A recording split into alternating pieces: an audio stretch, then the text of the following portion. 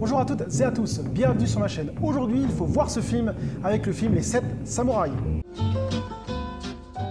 Les 7 Samouraïs, Shinini no Samurai en version originale, est un film japonais réalisé par Akira Kurosawa, sorti en 1954. Donc on va déjà se dire, 1954, oh, c'est quoi ton vieux film? Mais je vous arrête directement, ne vous fiez pas à ce critère, car vous louperiez un film incontournable du monde du cinéma asiatique et du cinéma tout court. Lors de sa sortie, le film eut un lion d'argent en 1954. Et bien sûr, il eut un succès énorme dans le monde. Ce film est un des films japonais les plus célèbres de l'histoire du Japon, quoi. Et en plus, il est ultra connu dans le monde entier. Et d'ailleurs, pour ceux qui font des écoles de cinéma, souvent les professeurs le citent comme un film culte. Et des fois, il est même dans les programmes d'études des écoles de cinéma, à cause de sa façon de tourner, son scénario et tout ce qui s'ensuit. Les 7 Samouraïs ont inspiré toute une génération de réalisateurs, que ce soit au niveau scénario, au niveau, comme je disais, de sa prise de vue et aussi dans sa façon de présenter les choses. Les personnages, l'action, le dénouement de l'histoire. Il faut savoir que des réalisateurs incontournables tels que Sergio Leone, George Lucas et Martin Scorsese, je ne sais pas comment ça se prononce, Scorsese je crois, j'avais cru dans un film il parlait, se sont inspirés des 7 Samouraïs et des œuvres de Akira Kurosawa. Et l'ont cité comme référence lors d'interviews, comme un exemple, comme un réalisateur de génie. Et donc depuis des décennies, ce film inspire et exerce une très grande influence dans le cinéma mondial et aussi le cinéma asiatique. D'ailleurs, dans les années 60, un film fut grandement inspiré des 7 Samouraïs, mais pas du tout dans le même style, dans le style western. Ce film a eu un succès mondialement connu, sous le nom de The Magnificent Seven, en version FR, les 7 mercenaires. Donc vous connaissez sûrement. D'ailleurs, vous connaissez peut-être à cause du remake qui est sorti il n'y a pas si longtemps que ça, qui se nomme aussi The Magnificent Seven. Je pense qu'un jour je ferai un original versus remake sur les deux œuvres, les deux westerns, pour comparer les deux. Nous avons eu aussi une série manga qui s'appelle Les 7 Samouraïs, que je vous conseille, qui est une très bonne série, qui prend les bases du film Les 7 Samouraïs, mais bon, qui fait un peu à sa sauce, parce que c'est dans un monde de robots et un monde futuriste, mais elle vaut le détour cette série. Bon, bien sûr, pour bien l'apprécier, il faut d'abord voir le film Les 7 Samouraïs, mais je vous conseille cette série. Le réalisateur Akira Kurosawa était considéré par le monde du cinéma comme un génie. Et il l'a prouvé avec de très très bons films, comme par exemple Le Château de l'Araignée, Ran ou encore Le Garde du Corps, Yojimbo en version originale. Ce sont des films que je vous conseille si vous aimez l'univers asiatique. Niveau acteurs dans ce film, la plupart ne vous diront rien au niveau nom. Donc ce sont des acteurs très connus au Japon, mais pas très connus à l'international. Sauf bien sûr Tojiro Mifune, qui est un acteur ultra connu pour ceux qui regardent des films asiatiques et qui a fait beaucoup de films cultes. Alors que raconte ce film? L'histoire se déroule dans le Japon médiéval. Un village de paysans se fait tout le temps attaquer par les mêmes bandits. Il les pille au niveau riz, il les pille au niveau femmes, et ainsi de suite. À un moment, alors que les bandits s'apprêtent à attaquer le village, ils décident au dernier moment de repousser leur attaque plus tard. Car les bandits décident d'attaquer après les saisons des récoltes. Et donc ils disent on reviendra plus tard. Sauf qu'il y avait un paysan qui était caché non loin et qui a entendu le problème. Et qui a attendu qu'ils attaqueraient après les récoltes. Donc le paysan va vite prévenir les autres paysans du village. Et il décide d'entamer une discussion et d'aller voir le doyen du village pour trouver une solution. Est-ce qu'on évacue le village? Est-ce qu'on donne encore toutes nos provisions? Est-ce qu'on donne toutes nos femmes? Enfin, complexe. Alors le doyen du village dit à une époque, il y avait des samouraïs qui pouvaient protéger les paysans. On les payait pour protéger les paysans. Il faudrait recruter des samouraïs. Mais n'ayant pas d'argent, il décide de recruter des samouraïs qui ont faim, comme dit le doyen, qui ont faim, qui ont besoin de se nourrir. Parce qu'il faut savoir qu'à cette époque-là, c'est une époque réelle, hein, les samouraïs ne sont plus utiles, la guerre est passée, et ainsi de suite, donc la plupart se reconvertissent, deviennent pas mercenaires, mais pas loin, et ils travaillent surtout pour pouvoir se nourrir et survivre. Et donc 3 des paysans sont chargés d'aller dans un village, dans une grande ville, pour aller recruter des samouraïs et pour réussir à tuer et éliminer les bandits définitivement. Et donc les 3 paysans arrivent à recruter 7 samouraïs contre les bandits. Je m'arrête ici pour ne pas vous spoiler trop le film. Et comme ça, je vous laisse la découverte du film. Alors pourquoi voir ce film? Déjà, si vous aimez l'ambiance asiatique et les films de samouraïs, c'est un des films incontournables de cette culture. Bon, après, il est en noir et blanc et il dure 3h30 environ. Oui, je sais, cela pourrait rebuter, mais franchement, on ne va pas passer le temps. Bon, après, il faut être honnête, 3h30, même à l'époque, je l'avais vu, j'ai trouvé ça un tout petit peu long. Une ou deux scènes auraient pu être un peu plus réduites. Mais à part ça, ça passe très bien. Après, pour le noir et blanc, c'est un choix de l'auteur, car à l'époque, en 54, il y avait la couleur. Mais l'auteur a préféré mettre ça en noir et blanc pour avoir plus de puissance, plus d'impact, et pour faire quelque chose de beaucoup plus réaliste.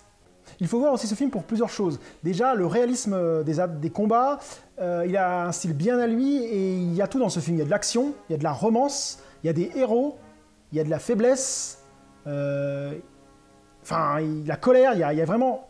Tout est réuni dans ce film. Donc comme je le dis, ce film concentre tout ce qui fait d'un bon film. Donc il ne faut pas passer à côté. Il y a des films qui sont intemporels. Celui-là, pour moi, en fait partie. Donc je vous le conseille. Pour ceux qui n'auraient pas vu ce film, je vous dis à bientôt et au revoir sur ma chaîne. Mais pour les autres qui connaissaient déjà ce film et qui l'avaient déjà vu, ne partez pas, on rentre dans la zone spoiler. Alors attention, à partir de maintenant, on rentre en zone spoiler. Donc si vous n'avez pas vu de film, ne restez pas, ça va vraiment vous gâcher la vision. Alors moi j'ai vraiment bien aimé ce film, car déjà je suis un grand fan du monde asiatique. Que ce soit des films de yakuza, de kung-fu, des films de sabre et aussi des films de samouraï. J'adore cette ambiance, cet univers, il y a vraiment de très bonnes pépites dans les films asiatiques. Après ce film est vraiment bon pour moi car il explore beaucoup de thèmes du cinéma en un seul film. Comme je disais, le courage, la peur, la passion, la folie, la tristesse, enfin bref, tous ces sujets sont traités avec brio. La façon de tourner, les cadrages, les gros plans, c'était du jamais vu à l'époque. Certaines scènes sont vraiment épiques et on part d'un petit cadrage à un gros cadrage et ça c'était énorme. Et d'ailleurs, si on regarde bien, c'est l'exemple typique de Sergent Leone, quand il était une fois dans l'Ouest et ainsi de suite, il a repris un peu ce style-là, ce style de cadrage. Kurosawa l'a vraiment inspiré. Un truc aussi que j'ai vraiment aimé dans ce film, c'est la façon dont est traiter le sujet des samouraïs. Car dans la plupart des films de l'époque, le samouraï est beau, héroïque, stoïque, infaillible, sans peur et sans reproche, bien habillé, tout propre et tout. Là, c'est l'inverse. Les samouraïs sont des humains, quoi. Ils sont comme nous. Ils sont à l'égal de nous. Bon, ils ont de la technique, du sabre, ils maîtrisent le sabre, mais ils sont un peu comme nous. Et donc, j'ai trouvé sa façon à Kurosawa de définir le samouraï exceptionnelle. Parce qu'ils se salissent, ils sont humains, ils ont besoin de manger, de faire caca entre guillemets, parce que dans certains films, ils font caca des paillettes. Enfin, j'exagère, mais certains films de l'époque sont plus comme ça. Les samouraïs, c'est un peu les Superman, quoi, de l'époque. Alors Akira Kurosawa nous montre ici tout son génie avec ses plans, sa façon de tourner, comme je disais. Rien que la scène, une scène typique, où Kikishio, le faux samouraï joué par Toshiro Mifune, pour ceux qui ont vu le film, qui se rappellent, il explique ce qu'il ressent aux autres samouraïs. Cette scène est juste énorme. La façon dont il regarde la caméra, la façon où sont placés les personnages. Lui, il est derrière. On se met à la place des samouraïs en train de s'en prendre plein la gueule par cet acteur. Et le cadrage est juste magnifique. Et la façon dont joue Mufine, voilà, c'est une des scènes mythiques du cinéma. Et rien que cette scène-là, elle est puissante. Elle est magnifique, quoi. Ce film vaut le détour rien que pour l'acteur Toshiro Mifune. Cet acteur est juste exceptionnel. Il joue le rôle d'un samouraï un peu concon, hein, Kikishio, mais qui est humain, qui veut faire au mieux, mais qui se plante souvent. Il passe d'un moment de colère, d'un moment comique, ce qui rend le film encore meilleur. Cet acteur est vraiment très bon. Rien que la scène où il est avec le cheval, il court après le cheval, il tombe du cheval, il court après. La scène, une autre scène que j'ai trouvée énorme, c'est au moment où il se déguise en bandit et il s'assoit auprès de l'autre bandit et il lui demande de lui prêter son fusil et l'autre il s'aperçoit que c'est l'autre et il se bat en courant. Enfin pour cette scène-là, c'est pour ça qu'il se rappelle, elle est juste énorme. Il pique le... Ah, j'ai trouvé ça énorme quand il s'assoit, il regarde le mec, ouais ça va et tout. Fais voir ton fusil, il prend le fusil, puis l'autre il s'aperçoit que c'est pas un de ses bandits, il fait oh, puis là il lui court après, puis il court après, il se fait courir par plein d'autres mecs. Cette scène-là, elle est juste énorme. Niveau scénaristique aussi, on part sur une histoire assez simple de base, mais qui se complique au fur et à mesure de l'avancée du film, à cause justement des samouraïs et de leur personnalité.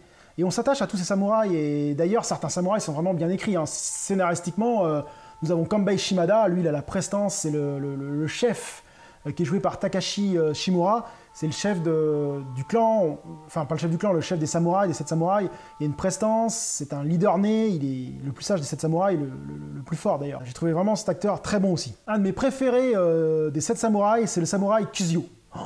Il est joué par Seiji Miyaguchi, c'est le plus dangereux des samouraïs. Je pense qu'il essaye toujours de se perfectionner à chaque combat, et franchement, s'il ne s'était pas pris une balle dans le dos, pour ceux qui se rappellent, pour le battre, ça aurait été complexe. Hein. Parce que c'est un gars, on ne l'attaque pas au corps du corps. Je pense pas qu'on puisse le battre au garde du corps. Il est tellement bon au sabre, il manie tellement facilement le sabre que pour le battre, c'est mort. J'ai aussi adoré tous les combats, la scène finale, la bataille dans la boue. Le noir et blanc fait ressortir complètement la boue et rend les combats beaucoup plus réalistes. D'ailleurs, les scènes de combat sont vraiment bien réalistes, bien tournées.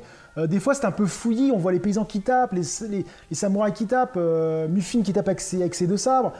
c'est un peu fouillis, mais c'est vachement réaliste, parce qu'il faut être clair que dans une bataille, on voit certains films de samouraïs, bon, je dis pas qu'ils sont mauvais, hein, ils sont très bons aussi, où les mecs tuent 20 mecs en même temps avec une technique de samouraï. Ça se passait pas comme ça, faut être réaliste, hein, c'était plutôt le fouillis, on était dans une bataille, on avait un sabre, il y avait un mec qui arrivait de côté, bam, on tapait là,